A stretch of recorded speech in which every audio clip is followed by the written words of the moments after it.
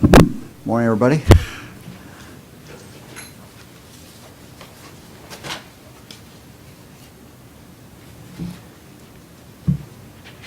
I'm Mike DeWine, Attorney General in the state of Ohio. Thanks for being here, everyone. I want to begin by thanking everyone who's here this morning. Many of the people here today are directly involved with the initiative that we are about to announce. We have city, county, state, federal officials, along with social service providers and many others who are here to support this program. I think the thing that we all have in common is our desire to reduce violence in Allen County and in Lima. Our goals are to protect Ohio families, reduce violent crime, and keep our neighborhoods safe. City and county leaders here in Lima and Allen County are working hard every day to do just that. Chief Martin tells us, for example, that preliminary numbers comparing 2012 to 2013 shows that violent crime is actually dropping in Lima, which is a very, very positive thing. But the chief and the others here with me today still want to do more. They recognize that one life lost to violence is one too many. Violence is not just a Lima problem. It is not just an Allen County problem. It's a problem in communities across Ohio and across our country. When I became Attorney General in January of 2011, I commissioned a study to look at Ohio prison records from 1974 to 2010. And not just to look at prison records, but also to look at BCI records. And our purpose was to make a determination about who the individuals were in this state that were committing the violent crime. The study was a very exhaustive study. We had a professor from Ohio State do the study, and her results were somewhat predictable. I don't think it was a shock to anybody in law enforcement, but we now have the real numbers. And what they show is what anybody in law enforcement, the sheriff could tell you, or the chief could tell you, that there's a very small number of people in this state who commit the vast majority of the violent crime. That study found that less than 1% of the population committed 57% of Ohio's violent crime during that period of time. And this pretty much shows these individuals had 2 or more felony convictions. They represent 57% of the violent crime. But again, a very small number, less than 1% of the population of this state. The Attorney General's Violent Crimes with Guns Advisory Group worked then with Senator Jim Hughes to put together legislation that will significantly, once it is passed, increase prison time for that small group of people that commit violent crimes time after time after time. This bill has also been sponsored by Senator Frank LaRose, and it's going through its process in the state legislature. However, I think we all recognize that stiff prison sentences will not alone solve the violent crime problem in our communities. We simply cannot arrest our way out of this problem. I cannot stop the violent crime in this state by just what we do. The chief cannot do it. The sheriff cannot do it. The prosecutor cannot do it. It's really something that is going to take the community working together to do. It literally takes all of us working together to create the changes needed to put a stop to gun violence in this community. In May of last year, I announced the development of my office's Safe Neighborhoods Initiative, the Attorney General's Safe Neighborhood Initiative. This new effort pulls together state, federal, and local law enforcement and pairs them with area community leaders, social service providers, members of the clergy, victims of crime, and reformed offenders who then work together to target the small group of offenders in the community who are responsible for that disproportionate amount of crime. And what we found in the state of Ohio, you will find in any county. What we found in the state of Ohio, you will find in Lima, and you will find in Allen County, and that is it's a small number of people who are committing the horrendous violence. I'm here today to announce the Safe Neighborhoods Initiative, that we are now expanding this to Lima. The goal is to cut down instances of violent crime by giving the people caught up in the cycle of violence the chance to step out of that violence.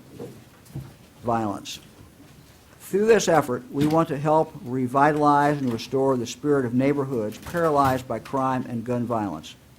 We want to give the families in these neighborhoods the chance to thrive and enable their children to grow up without constantly fearing for their safety.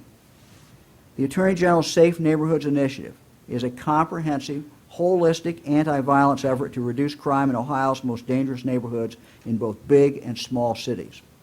Our goal is to work directly with communities and local law enforcement to help them undertake efforts to target offenders with a history, those offenders with a history of gun violence, and to then work with these offenders to prevent future violent crime. Here's how the program works. High crime neighborhoods and their most violent offenders or gang leaders are identified. Those individuals are then requested to attend a call-in as part of their probation or parole. That's a condition. They have to come in. At this call-in meeting, law enforcement explains in quite good detail the length of prison terms offenders will face if they continue to commit this violent crime. Authorities warn the individuals that, quote, "We know who you are and we are watching, and you have one more chance to stop." The offenders are told that if they commit one more gun-related crime or violence, law enforcement will crack down on not only them, but their entire gang. The call-ins are an efficient and effective method of communicating the strategy's key messages back to all of the violent groups in a neighborhood. As they come to understand that violence by one may lead law enforcement attention to all, the peer pressure that drives violence makes a difference. But this effort does not end there.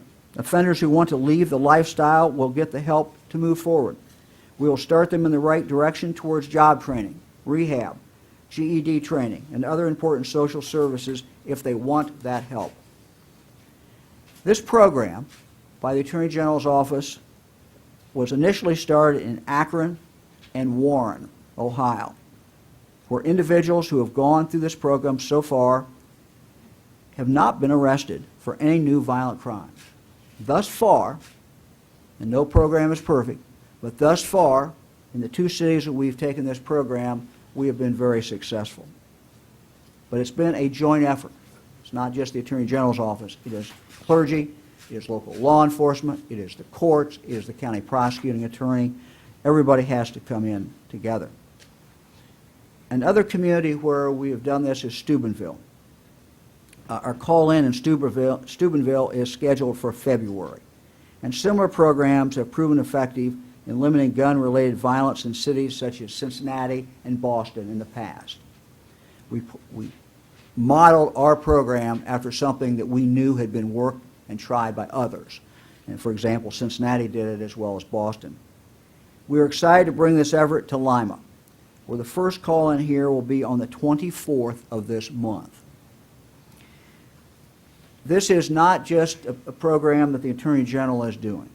We initiated it, but it simply cannot work without all the players being involved, whether that is the clergy, whether that's the city, whether that's the county, whether that's the courts, whether that's the county prosecuting attorney. Let me now introduce Lima Mayor David Berger, someone who I have worked with. Mayor, you and I have worked on knocking a few houses down around here and cleaning up some neighborhoods and a few other things. But I'd like for him to come up and talk about his hopes for the program. Mayor, thank you very much. Thanks, Mayor. Well, I want to thank the Attorney General for asking us to participate. I know that at one of the meetings that took place in Akron, the chief and several of his majors attended and came back with really an extremely positive report of what transpired in Akron. And then recently we had the opportunity to meet with Bob Fiatal, who brings to this a passion that I have to just absolutely applaud. I think that we have an enormous opportunity here, and we've all had instances, we know of instances where we've had violence take place, particularly among young people in our community, and we have called out to family members, we've called out to clergy to intervene. This is really the first time that I'm aware of that we're going to see a carrot and stick approach in which offenders, violent offenders, are going to be treated with respect and very bluntly informed of what their options are. As the Attorney General just mentioned, they're going to be told by law enforcement what's in the offing, but they're also going to be offered the opportunity to make a choice.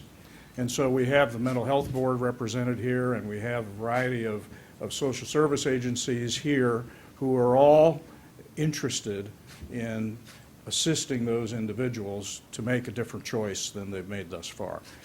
I just have to say this is an incredibly creative approach to dealing with this issue in our community, and I want to applaud the Attorney General and all your associates for asking us to participate in it. And I know that law enforcement in the city is prepared to do all that's possible to engage in a helpful way, and I know several others that are here will be participating. So I think January 24th is really an important day in the history of our city. And I think it'll be a historic event, and it promises, I think, not just to be a one-time event, that there will be an opportunity actually to engage. There will be this first group, but over time we expect there will be other groups called into this same kind of intervention. And again, I want to applaud you, Mike, for coming back to Lima and keeping us on your radar screen for this kind of assistance. Thank you. Thank you very much. Another key, absolutely essential player besides the mayor, of course, is the chief. And let me introduce Chief Martin to come up and make a few comments.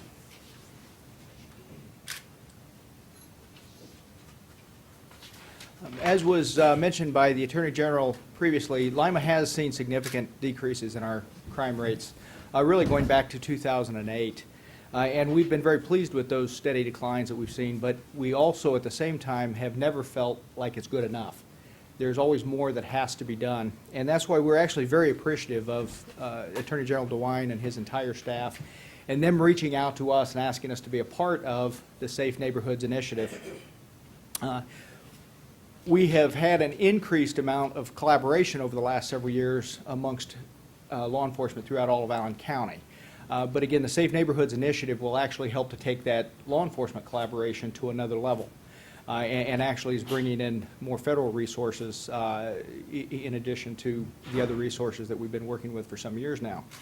And even probably more important in my thinking than the increased collaboration amongst law enforcement, which again has been evolving on its own, it is also bringing new resources to the table in terms of the social services, educational opportunities, job placement opportunities, and various other types of social services that will allow the people that we have identified as being the greatest sources of violence in our neighborhood to turn things around in their own life and to start making better life choices. And those are frankly resources that the police department will not ever have at our or within our ranks. And so it is very good to be able to collaborate with these other agencies, the other staff from these agencies, to help to bring these services to people, which will, again, hopefully begin making better choices. Now, I will also say, too, that I think one of the biggest tenets of success for this program is not going to be just the call-ins when they occur, but is going to be the follow-through by everyone. And I am committing today the Lima Police Department's efforts to follow through on this so that for those who continue to make bad choices, they will see the consequences that they're going to be promised at the call-in. And I'm also quite confident that all of the various social service providers represented in this effort are also going to follow through for those that are willing to make the better choices so that, again, they can learn a new way or a better way of doing things. Thank you. Thanks. Chief, thank you very much. Another key player in this whole program and is the county prosecuting attorneys. Let me ask Prosecutor Waldick to come up and make a few comments. I have a special place in my heart for prosecutors since I started as a prosecuting attorney, and so come on up and talk a little bit about it. Thanks. Good morning. A lot of things have already been said. I don't want to spend a whole lot of time, but let me say this. I believe in the concept of stewardship. I believe everyone in this room is here because they believe in that concept and making our community, our little corner of the world, a better place and leaving it behind better than we found it.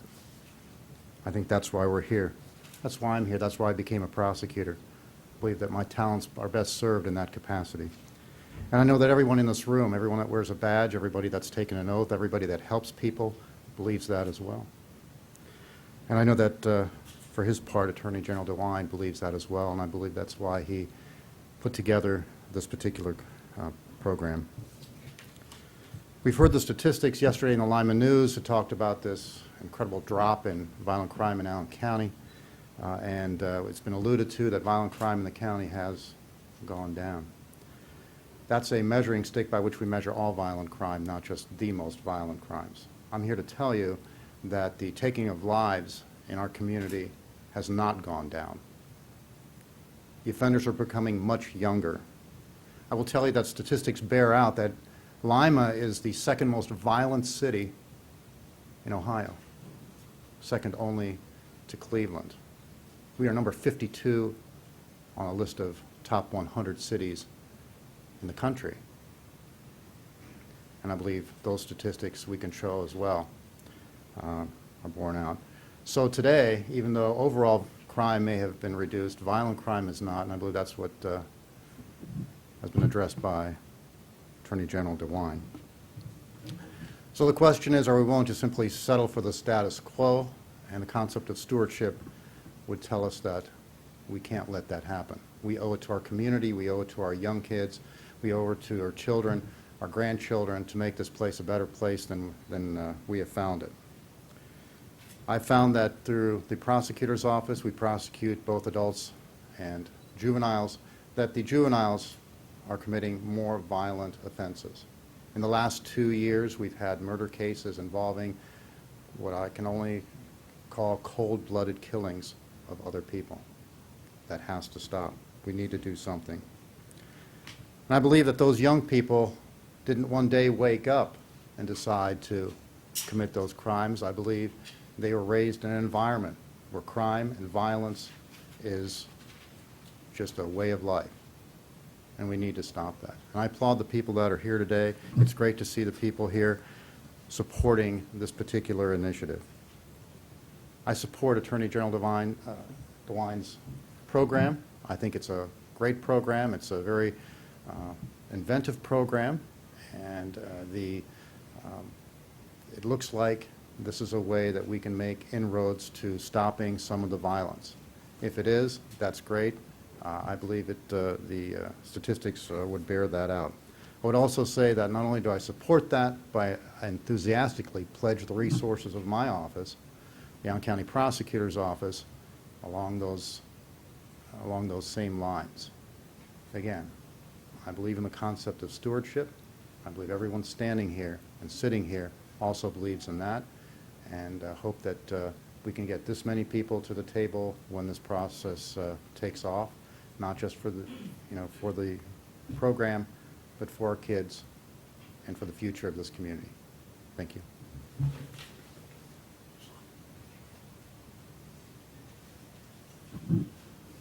A key component to this program is community leaders. It just can't work without the community wanting it to work.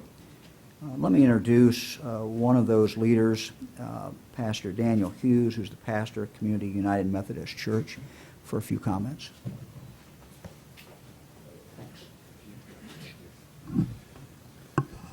I'm also a pastor of the Future Church, and I kind of live in two different cultures, two different communities. And what I realize that Lima, Allen County is a divided community. We have two different worlds, if you will.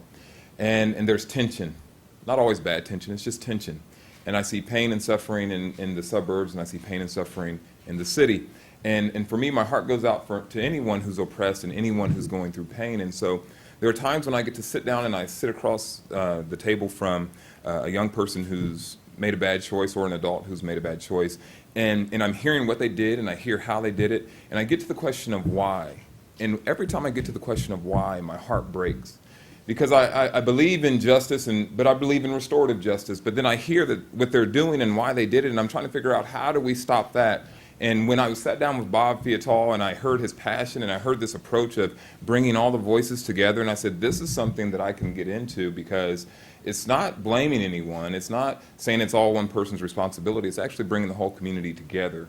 And we're all going to do our part. And so I like that approach. It's creative. I think it's effective. And I don't think that this will be a silver bullet, but I think it gives us an opportunity to build relationships, to have a big impact, and to kind of change the structures and the systems that we have if we're open to that. So I'm truly privileged to be a part of this and excited to have the invitation. But the one thing that I think that I want to see us bring to the table, the thing that we can't do, that our expertise and our experience and all that doesn't bring, is the very Spirit of God, the faith that is going to cause people to make changes that they would otherwise not make. Because people know very logical reasons why they should or shouldn't do something, but there's something that has to be greater than them that causes them to make a change, to believe something that they've never experienced. And I believe that that is faith. And I know that we are a very faithful community, a very good community. A lot of people are connected to the church. But I want to challenge the church to not only get involved in this front end, this preventative end, but also on the back end, and that is discipleship. Because the chief has already said that they're going to bring their part, service sector is going to bring their part, but the church has to bring our part, and that is to disciple these young men and women after they choose to sort of get away from, the bad crowd or make other choices. They need another community that's going to wrap them up, to love on them, and help them to continue to grow and develop. So I'm excited about this. I think that this is what Paul talks about, many different gifts, but one Spirit. And so just looking forward to what the future holds for us here in Lima. Thank you. Pastor, thank you very much. Let me just point out Bob Fiatal. Everyone has talked about him. Bob, you want to stand up so they can see what you look like. Bob works for the Attorney General's office. He headed up the Ohio Police Officers Training Academy. He had many, many years in the FBI, and really does bring a passion to this particular cause. Let me also introduce, this is a partnership. Ava Rotel Dustin, Assistant U.S. Attorney, who is in the room. If you could stand up and let them see you. Thank you for being part of that. Chief Deputy James Everett, Sheriff's Office. Chief, thank you. Representing the sheriff today. Two of our county commissioners, Corey, Jay, you just want to stand up and let them see you. Everybody knows you, but thank you all for being here. So it's a partnership, and it is, no program is perfect, but this is a step, I think, in the right direction. We have a community that wants to reduce violence.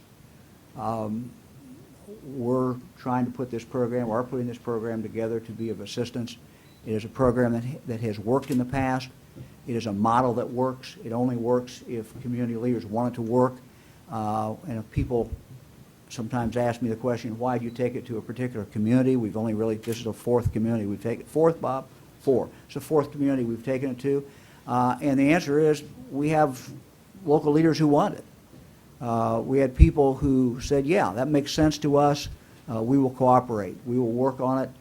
Because ultimately it is the community leaders, whether it is the pastors, whether it is the mayor, whether it's the chief, the sheriff, the prosecutor, they all have to want to do it. And they're the ones who end up going to do the bulk of the work. Bob is here. Bob is going to work very hard, but ultimately it's a team effort. And if we can reduce the number of violent offenses, if we can save some lives in this community, it certainly is worth all the trouble and all the effort. I'll be more than happy to take any questions from anybody in the media if anybody has anything. Don't let me off easy today. Okay, well, good. Thank you all very much. Appreciate it.